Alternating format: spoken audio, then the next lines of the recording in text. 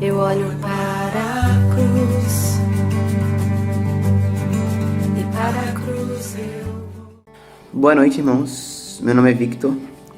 Foi me incumbida essa missão de trazer um devocional a partir da CJ.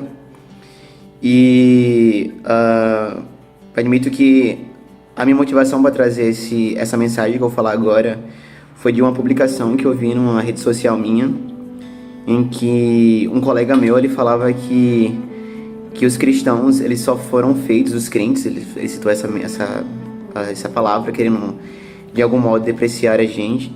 Ele citou que os crentes eles foram feitos somente para frequentar igrejas, que eles não tinham toda a relevância nessa época de pandemia. E aquilo aí foi uma coisa que me tocou muito, porque várias pessoas estavam endossando essa afirmação dele ali nos comentários. E foi um dos fatores que motivaram a pesquisar mais um pouco sobre esse assunto. E o tema do meu devocional é como ser igreja verdadeiramente nesse tempo de pandemia.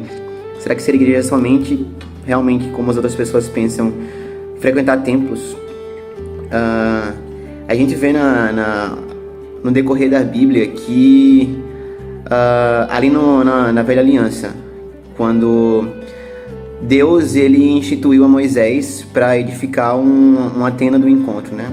A tenda da congregação. Ali tinha as divisões, né, logicamente, da tenda, mas tinha aquela parte específica do Santo dos Santos, onde Moisés ele conseguia falar com Deus, e a presença de Deus ele se manifestava nessa tenda.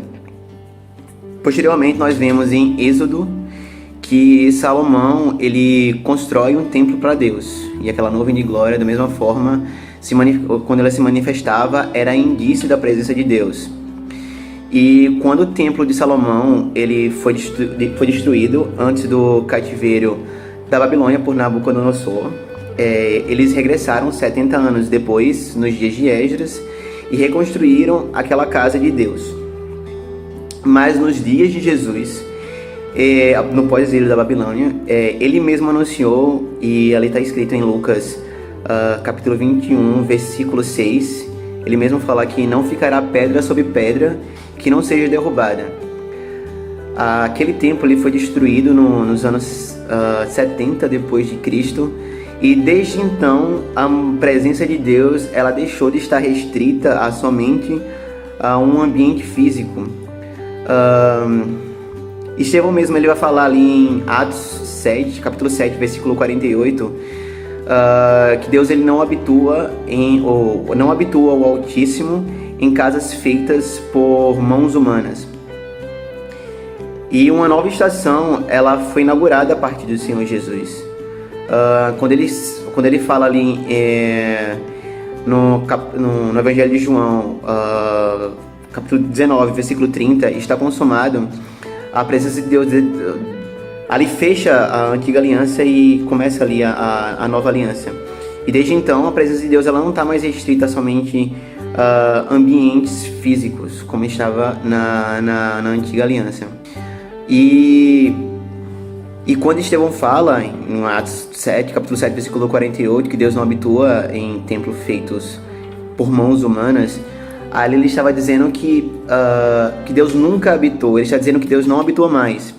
E a palavra de Deus fala em Efésios, no capítulo 2, que agora nós somos a morada de Deus, o seu santuário, o lugar onde a presença de Deus se manifesta nas nossas vidas.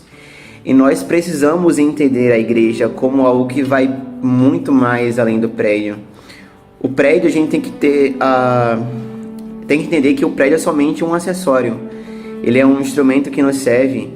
E o conceito, que geralmente todo mundo fala, é vamos à casa de Deus, como se casa fosse um ambiente físico, como se casa fosse uma igreja de Deus. Isso não é uma coisa que é da velha aliança. Nós não encontramos afirmações como essa na nova aliança, como eu já falei anteriormente. E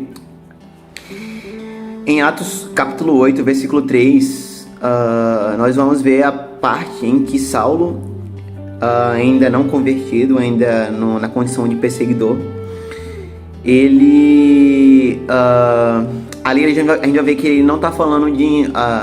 na Bíblia vai retratar que ele não está falando de um templo, ela está falando do povo que foi disperso.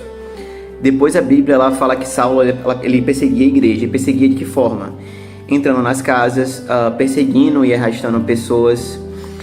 Quando nós encontramos na Bíblia uma definição clara como essa, do que é ser igreja, que é viver o evangelho, que é levar a presença de Deus por onde quer que nós passamos, que é um estilo de vida e que envolve uma fé que ela não é vivida sozinha, de forma isolada, vamos dizer assim.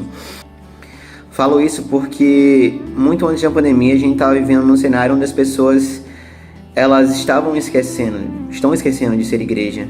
Muitas delas querem viver o benefício de um culto, os benefícios de um culto à distância porque não precisam, porque não querem interagir, ou porque tem preguiça, ou porque caem no comodismo, porque acham que um culto à distância não é um culto de verdade. Ferramentas como a internet nesse cenário, elas são extremamente importantes para que os irmãos eles continuem em comunhão e sejam abençoados à distância por aquilo que é ensinado nos devocionais e nas nossas reuniões. Mas ainda que o culto ele seja transmitido, que os devocionais sejam feitos, ainda que haja interação, mesmo que de forma virtual, isso não significa que eu ou você estamos sendo igreja. Quando olhamos para a palavra de Deus e vemos o contexto da igreja que se reunia nas casas, ser igreja é muito mais do que eu já falei aqui, é muito mais do que assistir às lives. Somos igreja quando alimentamos o necessitado, somos igreja quando corrigimos o nosso irmão, quando estendemos a mão a quem realmente precisa de ajuda. A igreja é realmente igreja quando ela vive a realidade dos relacionamentos, quando ela reafirma a sua missão de ser sal e ser luz desse mundo. Seja isso nas nossas casas, seja isso com os nossos amigos, seja isso no nosso trabalho. A Bíblia nos fala em Atos capítulo 2, versículo 42, para perseverar na doutrina dos apóstolos. A perseverança na doutrina ela é possível dado o fato que nós ainda continuamos crendo naquilo que aprendemos na palavra, na sua veracidade, na verdade de Deus sobre a igreja, e que nós verdadeiramente possamos ser igreja, mesmo nesse ambiente, nesse cenário que nós estamos vivendo atualmente. Isso não é desculpa para que nós nos eximamos da nossa responsabilidade de ser igreja, de continuar na nossa comunhão com nossos irmãos, porque há outros modos de continuar sendo igreja verdadeiramente. E isso é a minha mensagem para todos os irmãos. Espero que Deus tenha falado com você e nos vemos em outros devocionais. Muito obrigado, até mais.